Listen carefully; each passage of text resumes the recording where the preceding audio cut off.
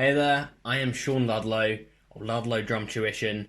I love music and I love drumming even more. Uh, I'm creating this video series because ghost note drumming is such an important part of playing the drums. And there's loads of stuff out there already on how to play ghost notes and loads of different stuff, but I thought I would do some research, look around, grab all of the different stuff that I could find out there and compile it all into one series so that you know exactly how to start playing with ghost notes in all of the various ways you can do so. I've got beginner, intermediate, advanced. We've got playing ghost notes in shuffles, playing it with linear, playing it with odd time, everything. So before I get into the lessons, I thought I would just show you what ghost notes are, how to play them, maybe some people you should check out, and just introduce you to the series. Ghost notes are one thing that separates a novice player from a professional. It gives your playing dynamic range, finesse, and more importantly, dimension.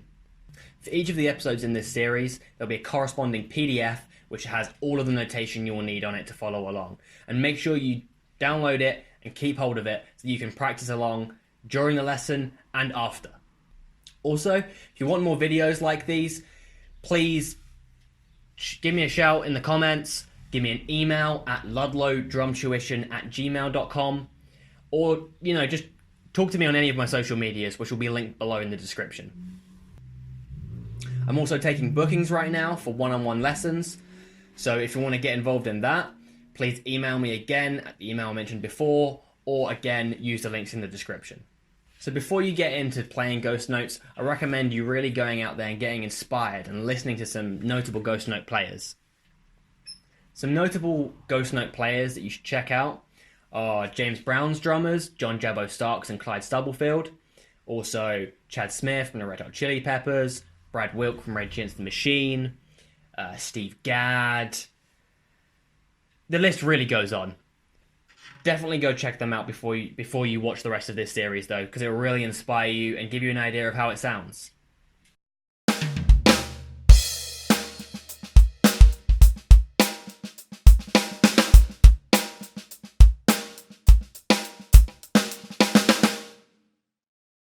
Anyway, down to business. What are ghost notes? There is a lot of misinformation out there about what ghost notes are, but in general, they are notes played much quieter than other notes within the context of your playing.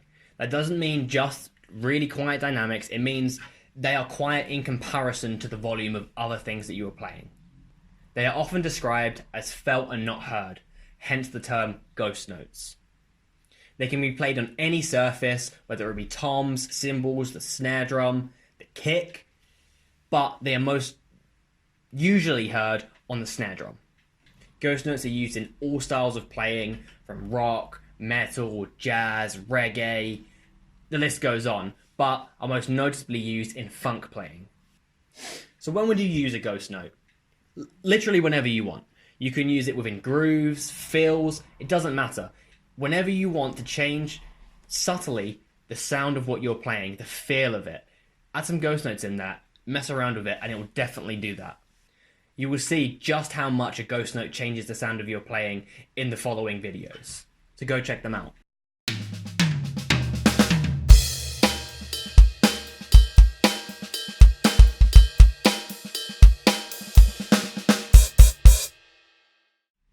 For those of you who read sheet music, you might want to know what they look like. So it does vary because of the nature of drum notation. But for the most part, ghost notes are written down either as half the size of a normal note or they're in brackets. However, there are occasions that they differ from this, and the only way you'll be able to tell it's a ghost note is from contextual cues. For example, there will be a groove where the backbeats have accents on them and there's loads of snare notes in there that just look the same as usual.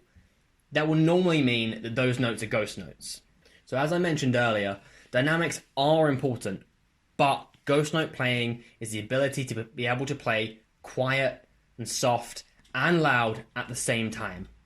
One great way to practice ghost notes is to play with huge dynamic range, maybe playing backbeats as rim shots as loud as you can and adding those ghost notes in as quiet as you possibly can. Exaggerate it beyond belief, and that'll be a great way of starting to understand how to play ghost notes and how to use them in your playing.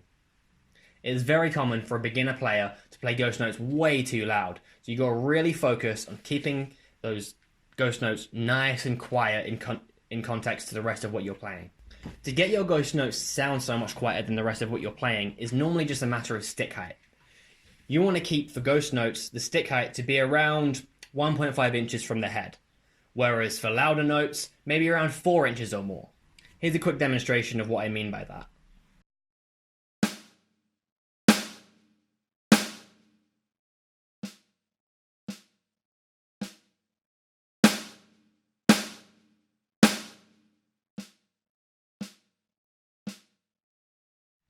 Going from a low stroke to a high stroke is pretty easy. Say you have a ghost note, and then a few 16th notes later, you have a backbeat. It's nice and easy to raise your stick height in anticipation of that louder note. But if that's reversed, and you have a high stroke going into a low stroke, it can sometimes be difficult, and your second stroke might end up being louder than you want it to be. This is because some people allow the stick to bounce far too high up. So in anticipation of that lower note, you need to make sure that after you do that high stroke, you stop it from bouncing all the way back up so that you're ready to do that low stroke after. Here's an example of that. I'll demonstrate it quickly.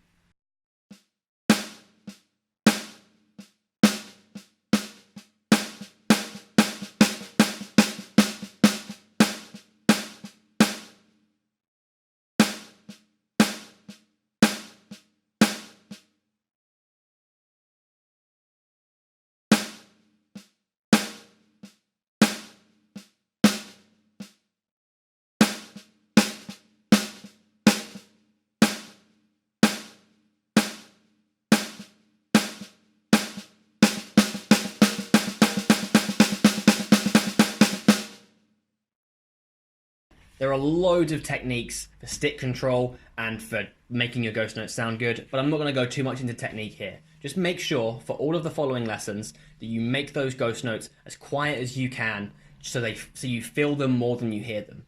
And make those accents really loud. You want to hear that dynamic range. I hope that really sums up what ghost notes are and you have a greater understanding than you did before this video. Coming up in the next videos in this series, we will be covering beginner ghost note grooves, intermediate ghost note grooves, then we're going to cover ghost notes within shuffles, ghost notes within linear playing, ghost notes within odd time playing and compound time playing, and then we'll finish up with some advanced ghost note grooves. I look forward to going through this series with you, and I really hope you take a lot from it. To make sure you don't miss out any of the videos, please subscribe and click that bell so you get some notifications when the videos are coming out. And if you want to hear anything else from me or want to give me some feedback on the videos, just put it in the comments below or contact me via my social medias. See you in the following video.